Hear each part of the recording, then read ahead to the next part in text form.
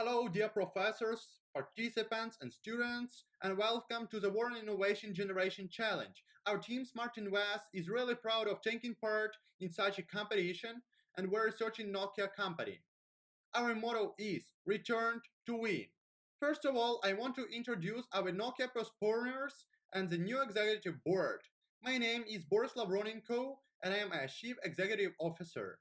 Donny Lu is a Chief Operating Officer, Karen He is a Chief Information Officer, Emily Zhang is a Chief Risk Officer, and Esha Mori is a Chief Sustainability Officer. Here is our mission statement. First of all, we're going to analyze the fail of this company and the key drivers of it. Secondly, we're going to take away the experience, not to repeat it in the future, and come up with a groundbreaking solution which would cause the synergetic growth of this company in the long-term perspective.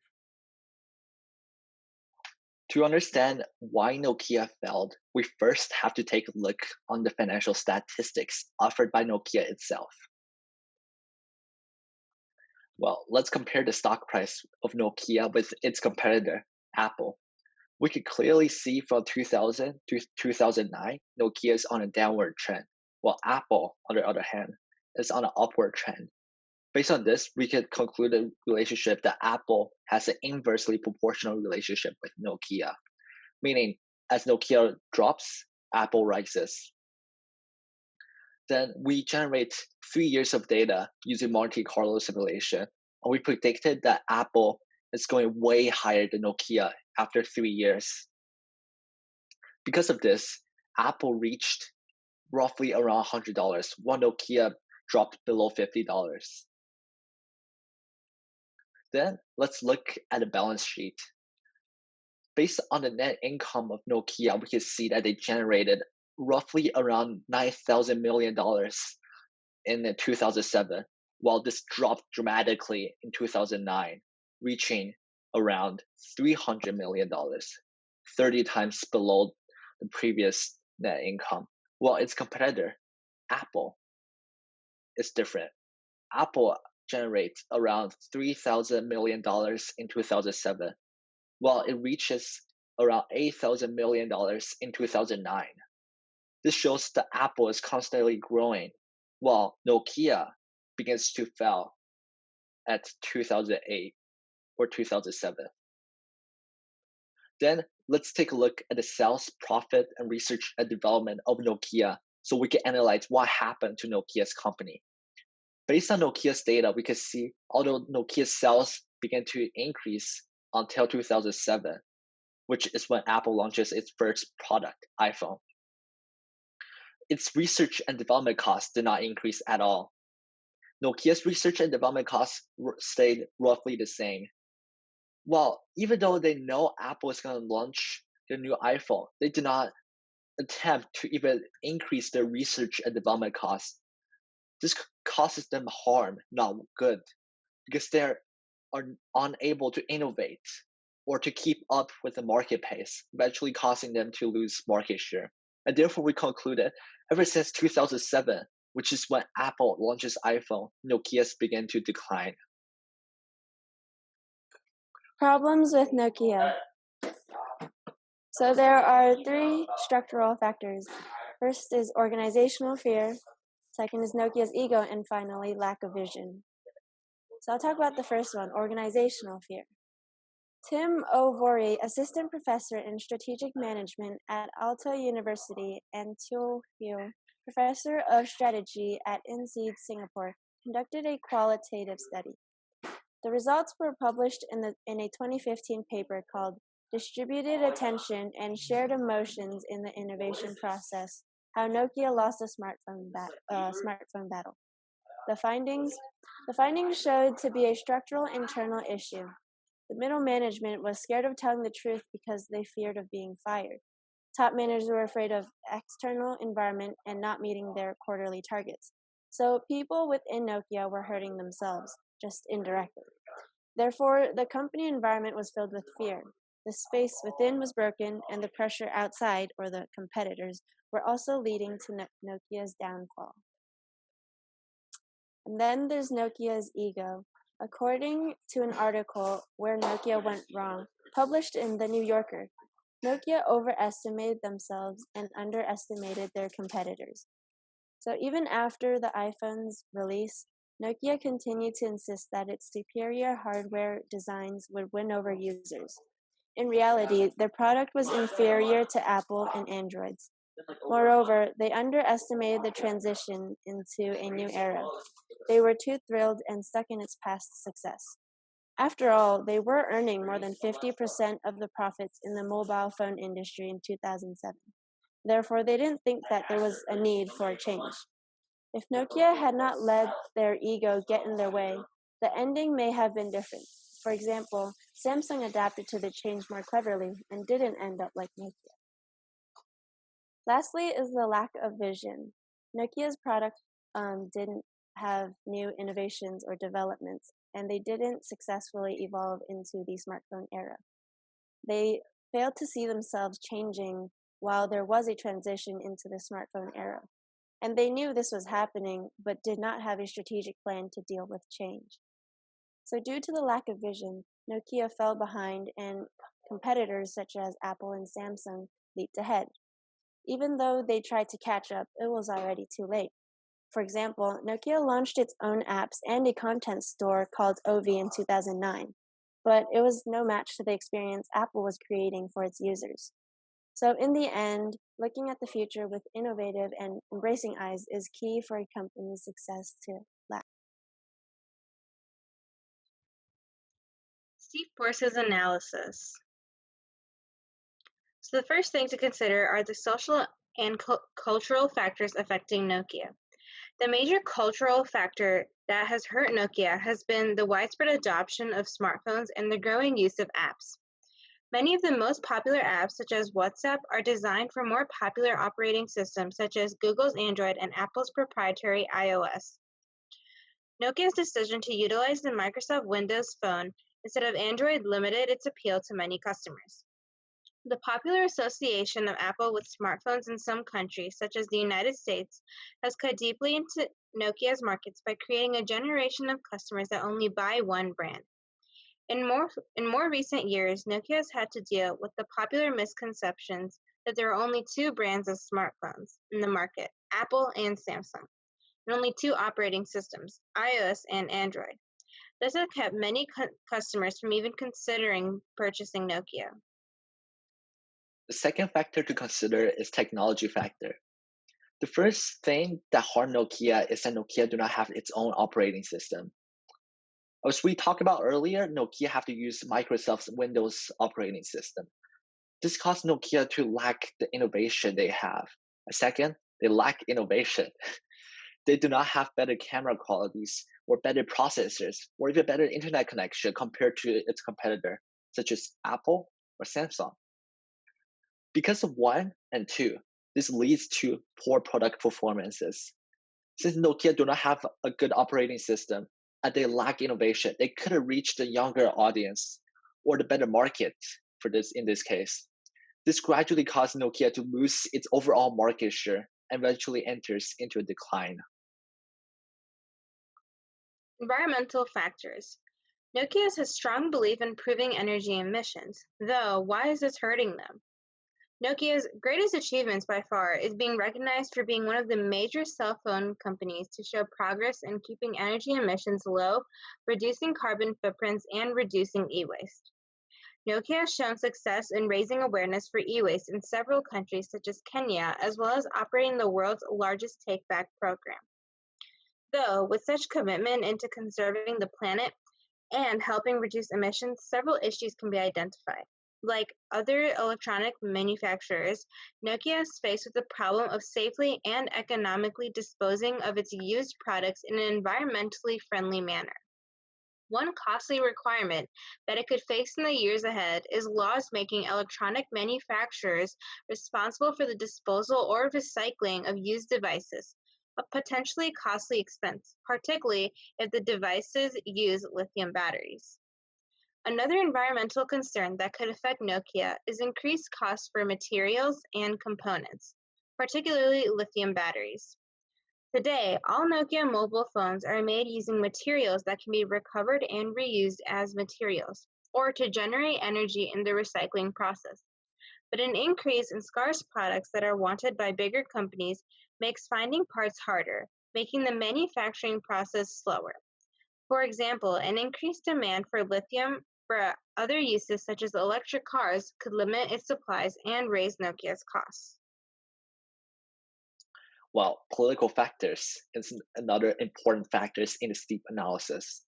First, Nokia is based in Finland, and Finnish government refused to provide it with special treatment. This limits Nokia from establishing a mobile phone monopoly because their government refused to help them, and they therefore cannot establish a natural monopoly that's backed by the government. And second, since Nokia is based in Finland, they have to abide by constraining EU regulation. This means that the Nokia company have to follow first the communication law, the second the laws regarding taxation. This limited Nokia from innovation and development compared to its competitor, which are not regulated by such laws. Let's identify the trends in Nokia. What factors would have driven Nokia into the future? The first is adapting to change and being open to innovation, especially when considering macro-environmental conditions. If the environment is changing, the business must too, or else the market and consumers will abandon you, just as Nokia has experienced. Nokia didn't recognize and act on the new high technology era.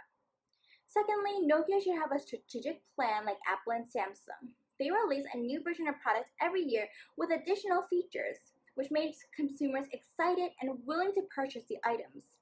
Tech mobile companies like Samsung and Apple were drastically developing their products at that time, initiating development booms, something that Nokia could not keep up with. Thirdly, Nokia should be aware of competition.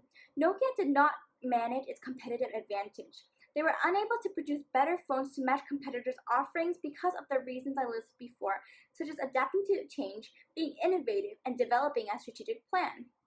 Finally, Nokia should consider being more organized in terms of structure and vision. A big mistake that Nokia experienced was that Nokia's management and employees lost interest in the company as they thought their company already achieved success, therefore losing vision, which is probably the kickstarter to all the issues they had, since it is up to Nokia's team to continue innovating. Overall, Nokia had inefficient team decision making as they were very inconsistent with their plans. So, the source of the sustained change, according to the concept I explained, is a maintenance of the right kind of structure of the organization, analysis of the environment, and the competition, which are among the most common factors that a business owner and company should have, which unfortunately Nokia lacked. Let's consider how consumers were behaving and responding to Nokia. Consumers associate the Nokia name with a different era of technology. This is an issue because in the modern world, having the newest and shiniest device is what matters. Nokia didn't market itself as an innovator like Samsung or Apple. They moved too slowly. Nokia phones and operating systems have proven to be too buggy, clunky, and unintuitive for consumers. Again, Nokia did not keep up with the high-tech era and were not innovative. However, the advantage of Nokia was that their brick and mortar were located everywhere. They offered a wide range of products, so they were successful for a period of time before their vision was lost.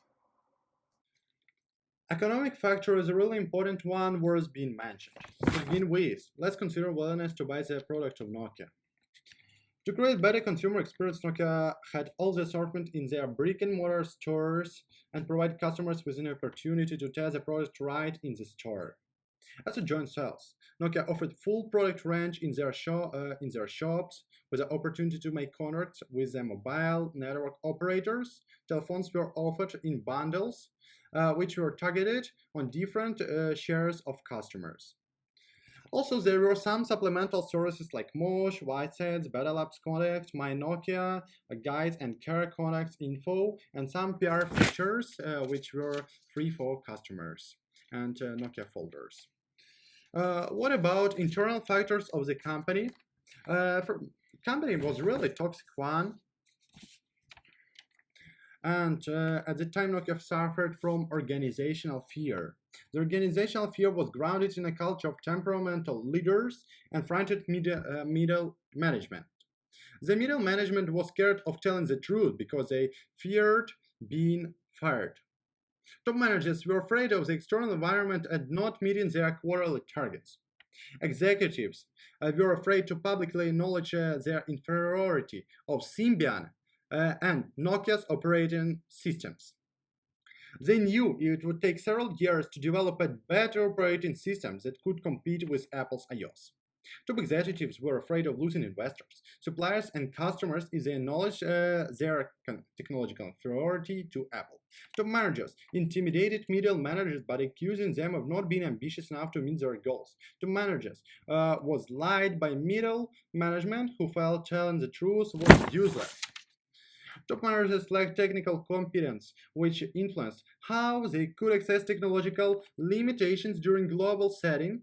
By comparison, the top engineers at Apple were all engineers and experts in their sphere, which was really necessary.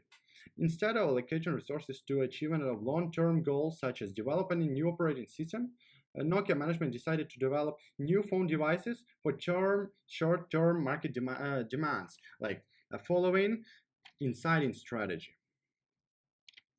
What about macroeconomical factors? Forces that affect Nokia team's work change the world. Some of those forces are internal, for example, team vision, human resources, strategy flows. If needed, the team acts and makes changes according to those forces. External forces are more complicated. Identifying external forces and responding to them helps Nokia team as they are able to adjust their market demand or offer new features. Having a possibility to get further advice, for example, from consumer futures, can help them to see further. In 2007, Apple introduced the iPhone, which was a great competitor to Nokia because Nokia's technology was inferior to Apple. What about the fail of Nokia company? Nokia's technology was inferior to Apple. It's necessary to know this. The arrogance among top-level managers caused disruption of the process, and the lack of the vision of managers of the team was the crucial factor which caused the fail. While Nokia posted some of its best financial results in the late 2000s, the management team was struggling to find a response to a changing environment. Software was taking precedence over the hardware as a critical competitive feature in the industry. At the same time, the importance of application ecosystems was becoming apparent, but its dominant industry leader Nokia lacked the skills and inclination to engage with a new way of working. By 2010, the limitations of Symbian had become painfully obvious, and it was clear Nokia had missed the shift toward apps pioneered by Apple. Not only did Nokia's strategic options has seemed limited, but none were particularly attractive. In the mobile phone market, Nokia had become a sitting duck to growing competitive forces and accelerating market changes. The game was lost, and it was left to a new CEO, Stefan Elop, and new chairman, Risto Silasma, to draw from the lessons and successfully disengage Nokia from mobile phones to focus the company on its core businesses, network infrastructure equipment. Porter's 5 forces. The first is competitors. Nokia had several competitors, some of which are Apple, Samsung, Huawei, iOS system, and the Android system, and other mobile phone companies. Threat of substitutes. Mobile phones in general have a very low threat for substitutes because they come with individual functions such as camera and storage, which are hard to carry individually and replace. Though, in regards to Nokia specifically, the threat for substitutes is very high. The competitive rivalry is the biggest threat to Nokia because of their slow move into the cell phone market. There are several threats of substitutes within similar cell phone companies, which operate such as Apple and Samsung, which will reduce Nokia's market share. With the growing popularity of competitors such as Apple and Samsung in the cell phone market, Nokia is heavily behind in the risk of being replaced. Another thing we have to look into is buyer's power. There are two main important things that reduce the buyer's power in Nokia. First, the lack of innovation. Because Nokia do not have innovative products, they're unable to reach the younger market. As we mentioned earlier, since a lot of mobile phone industries composed of a lot of younger generation people. Their inability to reach these younger people causes them to lose the market share and eventually cause them to decline. And second, the mobile phone industry is a very competitive market because it's very price sensitive. This means that if Nokia sets its price too high, they're not going to generate enough revenue. While if they set their price too low, they're not going to make enough money so to keep their operation. So it's very hard for Nokia, even in this stage, to find the right price for their mobile phone. So because of the lack of innovation and competitive market, Nokia is very hard. It's hard to target their audience. Another factor to consider is supplier power. One supplier power is the fact that there were many other large equipment markets that Nokia could have bought from. However, Apple and Samsung were bigger hits and had higher priority, so it would have been harder for Nokia to obtain. Moreover, Nokia used environmentally friendly materials. Because of that, the materials are harder to acquire and are more expensive, such as lithium batteries mentioned before, which puts Nokia's final product at a higher price because the cost of production was more expensive. Lastly, Microsoft had a higher bargaining power. Since Nokia used Microsoft's system, there was no room for Nokia to negotiate. In fact, in 2011, Microsoft acquired Nokia and sold their phones. However, it was still a failure because of competition. Again, they were no match to Apple's already well-known iPhone that had consistent product development. Well, the last thing to consider is the barriers to innovation. As we talked about earlier, Nokia lacked innovation. And because they lack innovation, they do not put enough money into research and development. Since they do not put enough money into research and development, their product is less valuable compared to others. And this caused them to lose revenue. And when they lose revenue, they put even less money into research and development. So this is a repeating cycle that creates a decline for the company. This cycle eventually leads Nokia to its failure. And I will describe the most important part, solutions, which our company would make. First of all, what about tech software? We're going to create our own communication services, which would guarantee Nokia holders' privacy, and it would create convenience so that they don't have to download third-party programs. Consumers would be provided with a free access to the Office applications for the first 3 years of launch of this innovational project. Also, in our phones, there would be a built-in childcare program, which would be so useful for parents and for children, and would be for free. Thus, also, our software would support electronic signature, which would make our phone more than a phone. It would make something like a personal scene of every person, of every consumer. It would unite everything: passport, document, and also it would serve as a key access to any control system. It would be an adjustable programming key, which can be like which can make payment, access dorms in hotels, um, home, security system, car, anything. What about services we would represent?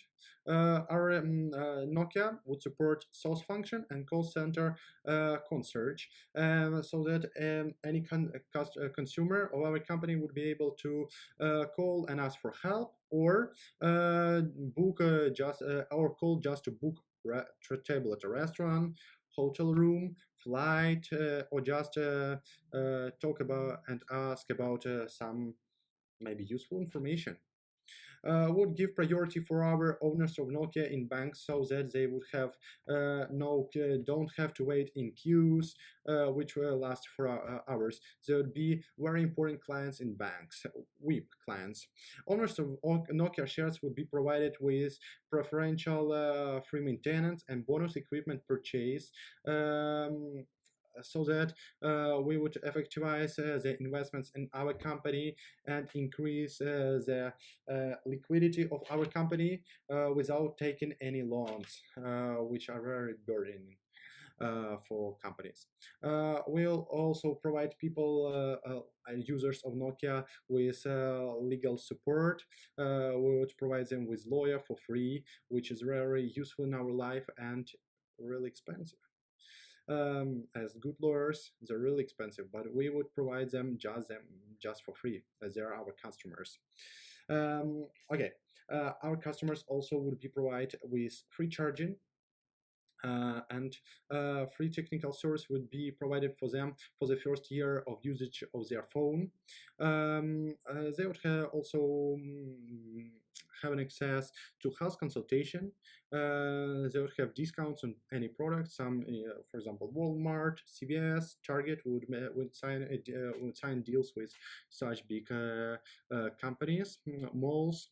Also, they would have some discounts on services and insurance, any insurance, health insurance, car insurance, home insurance, house insurance, anything. What about our company loyalty? The consumers would be provided with low interest loans. Will conclude agreements with banks on obtaining loans by owners of Nokia at low interest. They would receive discount in insurance, medical drugs, and medical equipment. Also, students would receive discounts on our products of our company. They would also consumers would receive discounts at shopping centers. It would be just for owners of Nokia. Our clients would be able to buy tokens to pay for services in our like network. They would be able to buy phones with these tokens, and as these they would also be provided with some bonus tokens for buying some other products. It would lower operational costs of companies, and instead of working with cash, our company would process just tokens like digital currency. And also, the more tokens consumers buy, the more discounts they receive on them, the cheaper they are. And in such a way, they will make prepayments on services which they may be used in future, but they pay some in advance, which is a great capital collection for our company. In such a way, we won't have to take debts from banks. Um, Okay, graduation by consumer category of corresponding price. Our phones would be targeted on any consumer, on any class. We would have any telephones, from social telephones to phones of high class, so that our company would occupy the whole target market. One exchange the acquisition of a new product on the delivery of the old.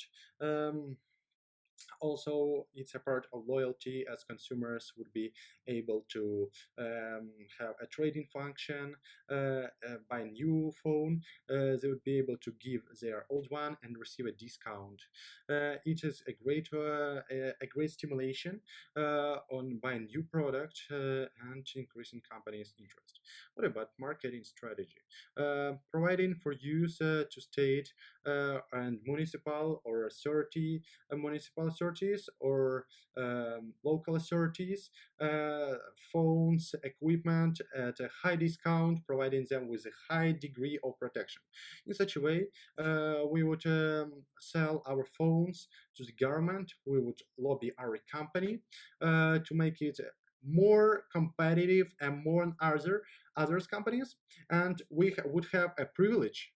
We would have privilege tax allowances in such a way. Psychology, we would choose any, we would create phones with different colors, which would be suitable for different people. For example, a businessman would be provided with dark blue colors. Attorneys, people who work in legislation, part political sphere, they would be offered phones of black color, bankers, financiers, accountants, they would be provided with phones offered. They would be offered phones of white color, and for example, schoolboys, retired people would be offered with phones of other colors.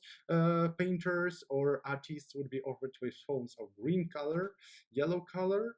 Every color, according to psychology, is used to different kinds of person characters, and these people and their characters used to their job. Okay, and our phones also would be produced from actual materials, from recyclable plastic and wood, which would make our phones. First of all, it would make our phones cheaper, and it would make our phones more trendy, as nowadays eco products are more popular, they are more valued, as it's a great trend, it collects a great popularity on the market. In conclusion, it was a great honor for us to present our project for you. We would be really pleased if you would fill us with questions, interests about our work, or just your recommendations. Use indicated email in the video to send us your emails, comments, suggestions. Thank you in advance for their interest. Um, Thank you from the founders of Smartinvest team.